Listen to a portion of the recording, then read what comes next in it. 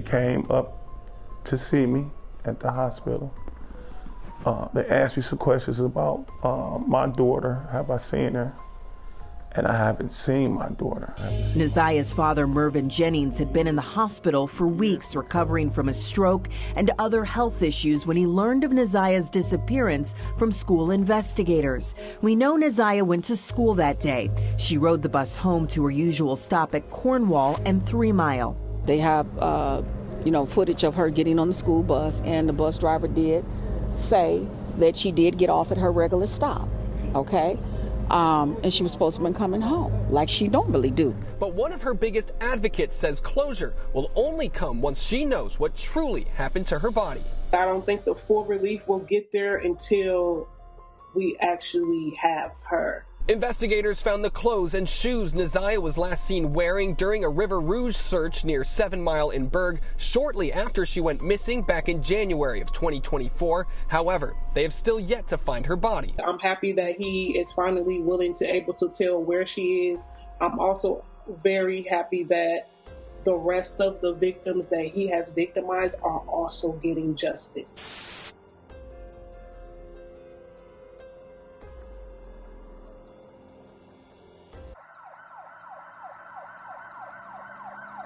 In January 2024, 13-year-old Naziah Harris disappeared after getting off her school bus on Detroit's east side near Cornwall Street and 3 Mile, close to Warren Avenue and Outer Drive, after a normal school day. She never made it home. When she did not return that evening, her family reported her missing, launching a widespread search across the city. Investigators canvassed neighborhoods. Volunteers distributed flyers, and attention soon focused on the Rouge River near 7 Mile in Berg, where clothing believed to belong to her, an inside-out pink jumpsuit, a black jacket, and a red and black shoe, was discovered. Appearing fresh and possibly damaged in a way that suggested a struggle.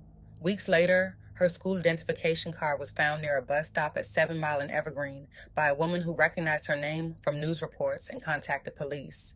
As detectives reviewed phone records and digital evidence, they centered their investigation on 41-year-old Jarvis Butts, a man who had been in a relationship with her aunt and therefore had access to the family.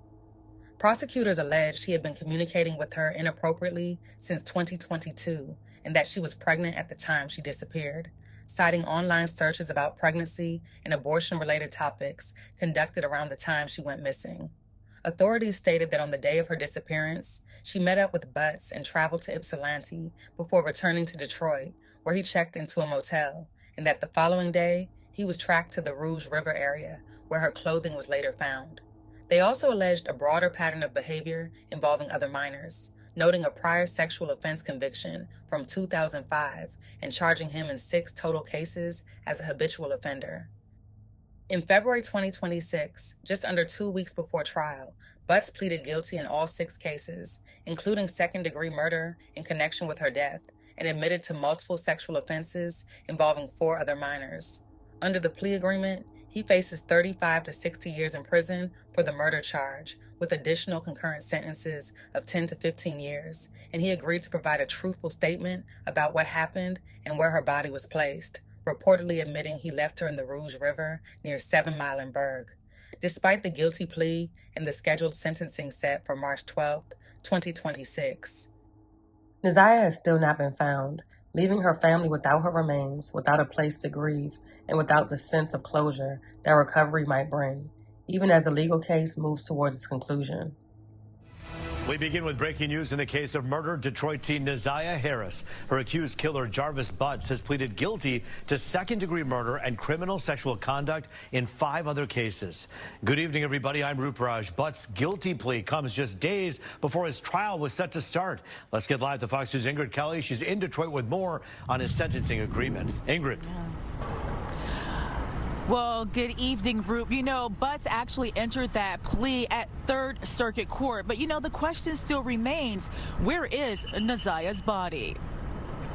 This is the culmination of perhaps a proper decision on his part. Jarvis Butts, the man charged in connection to the death and sexual assault of 13-year-old Neziah Harris, pleaded guilty to murder and a number of sexual assault counts during a pretrial hearing. Here's legal expert attorney Todd Perkins, who is not affiliated with this case. Wayne County Prosecutor's Office is an Office of Community Prosecution. They wrap their arms around families before they would make an offer in this type of case, and I'm sure they did that in this case. It's alleged Butts developed a relationship with the teen. Last year, Butts was bound over for trial in connection to Neziah's disappearance.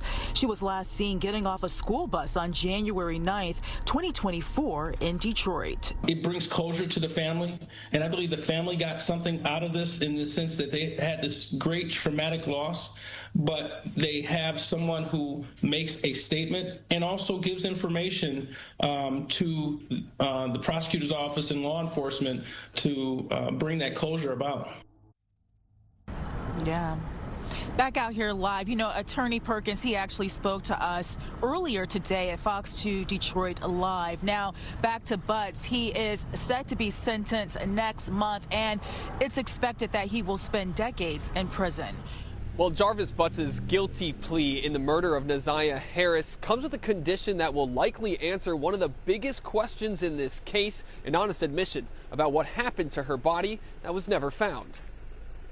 Jarvis Butts agreed to a sentence between 35 and 60 years in prison for the second-degree murder charge in the Neziah Harris case, but one of her biggest advocates says closure will only come once she knows what truly happened to her body. I don't think the full relief will get there until we actually have her. Investigators found the clothes and shoes Neziah was last seen wearing during a River Rouge search near 7 Mile in Berg shortly after she went missing back in January of 2024. However, they have still yet to find her body. I'm happy that he is finally willing to able to tell where she is. I'm also very happy that the rest of the victims that he has victimized are also getting justice. Butts pled guilty to sex crimes against 4 other minors, all younger than 13 when they happened, one as young as 4 and one his own daughter. He agreed to serve 10 to 15 years for each of those charges, all at the same time he serves the sentence for what he did to Neziah. We all want her to be found, not only myself, but as a community. We just wanted her to be found, and today we're closer to that. And Butts' sentencing is scheduled a month away, March 12th at noon, right back here at the 3rd Circuit Courthouse, where we'll be waiting for an answer to what exactly happened to Neziah Harris's body.